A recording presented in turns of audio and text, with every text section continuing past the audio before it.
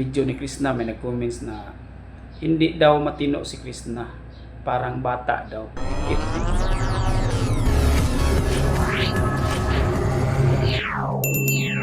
Hello mga idol, magandang araw po sa inyo. Kumusta po? Welcome to my YouTube channel, Bentik Romero TV. Ang ating mga Peking Koreana supporters at ang ating PB Team supporters at Pugong Bihero supporters. Kumusta po sa inyo? God bless po sa lahat ng nanonood. Siyempre, hindi natin makalimutan ang ating mga OFW. Kumusta mga OFW at ang ating mga subscriber dito sa Pilipinas, dito sa Luzon, Visayas at Mindanao. Kumusta at ang ating mga subscriber na Cebuano. Kumusta ang mga Cebuano dyan at ang ating mga kababayan na Bisaya. Kumusta sa inyong lahat?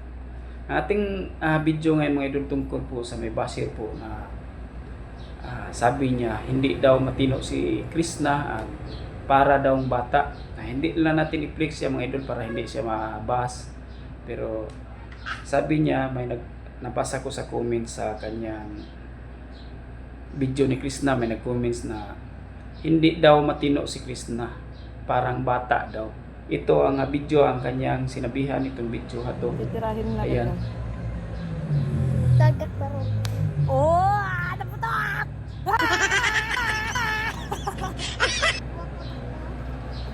Oh, subi. Ami ba na be? Yan siguro na video ang kanyang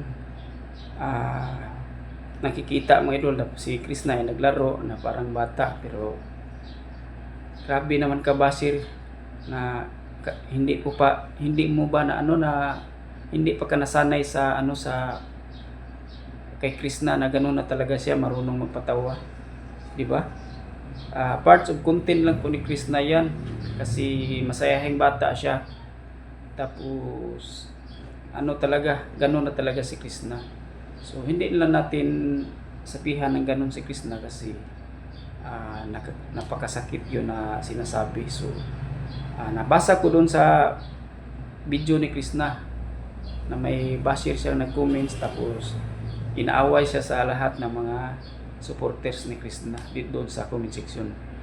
Yun ang mga pag mag-comments ka ng mga bad comments doon sa ni Krishna, sa kanyang content, sa kanyang video, ay aawayin ka talaga, kukuyogin ka sa lahat ng mga supporter ni Krishna.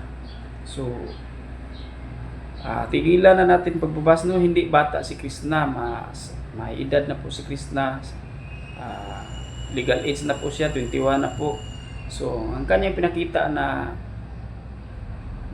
ugali ay gano'n na talaga, masayahin si Krishna at saka marunong magpatawa.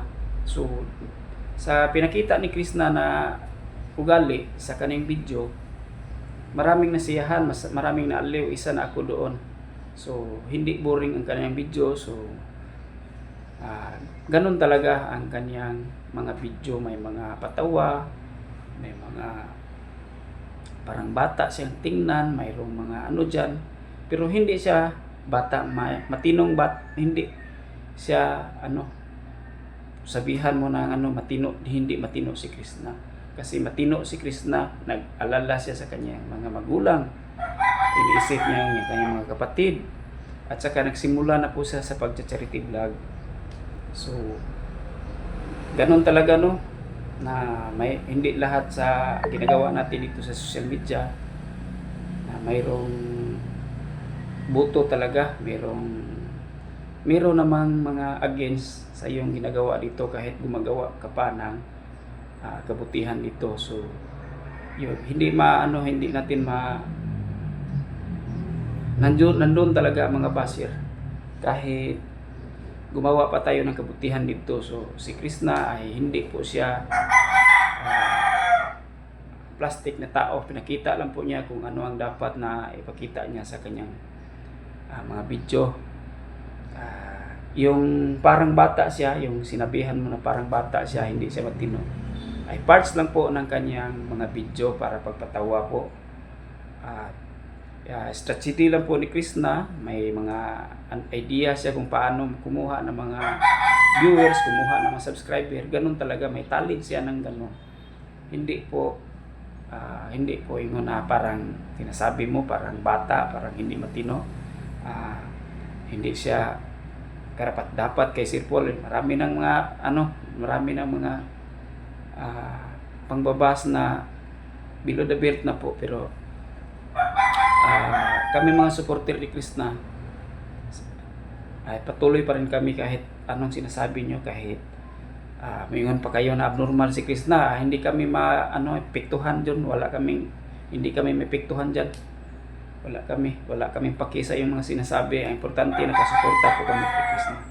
Ayun lang po mga idol, at sana po mag-subscribe kayo sa aking channel at patuloy magsuporta sa aking channel para may mga reaction po tayo na magawa sa kay Sir Paul at sa kay Krishna.